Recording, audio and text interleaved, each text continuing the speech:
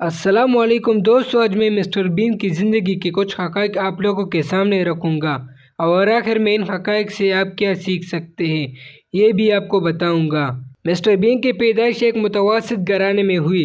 3 साल तक जब वो बोल ना पाया तो उसके वालिदैन बहुत परेशान हुए कि हमारा बच्चा बोलता क्यों नहीं है।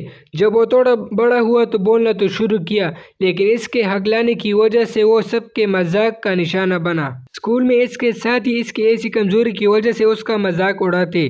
जिसामत के ऊपर छोटा सा मुंह, जिसकी वजह से न सिर्फ अपनी साथी तालिब इल्म बल्कि असातिज़ा का भी मजाक का निशाना बनता। यानी कि बचपन में ही उसकी खुद इत्तेमादी की धज्जियां उड़ा दी गई है। उसने साइंस सब्जेक्ट्स में अपना स्कूल पास किया और ऑक्सफोर्ड यूनिवर्सिटी में दाखिला ले लिया। बचपन से ही इसको फिल्मों और ड्रामों का बहुत शौक था, लेकिन अपनी इस खगलाहट की वजह से वो कभी स्कूल की फंक्शन तक परफॉर्म ना कर सका। बादिज़ा इसके इलेक्ट्रिकल इंजीनियरिंग में डिग्री हासिल की और इसके बाद अपनी ज़िंदगी का सबसे मुश्किल फैसला किया। अदाकारी के लिए ऑडिशन देना, हर जगह से रिजेक्ट हुआ।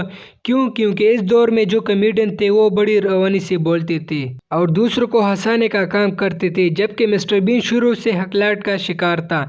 लेकिन जहाँ कुदरत ने उसको हकलाहट जैसे डिसेबिलिटी दी, वह ये उसको लिखने की कमाल की ताकत दी।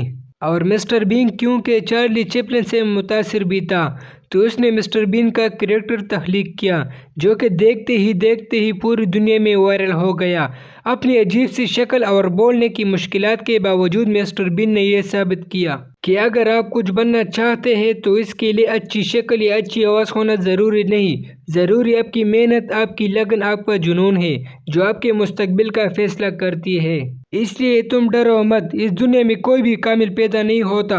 अपनी कमज़ोरियों को अपनी ताकत बनाना सीखो। अगर कुदरत ने कैसी कमज़ोरी से तुम्हें नवाजा है, इसलिए भी उसका शुक्र अदा करो और अपनी हॉबीज़ पर तवज्जो दो जो सिर्फ तुम्हारी अंदर हो। दोस्तों, बस ये थे हमारे पास मिस्टर बीन के ज़िंदगी के कुछ हक़ाइक़।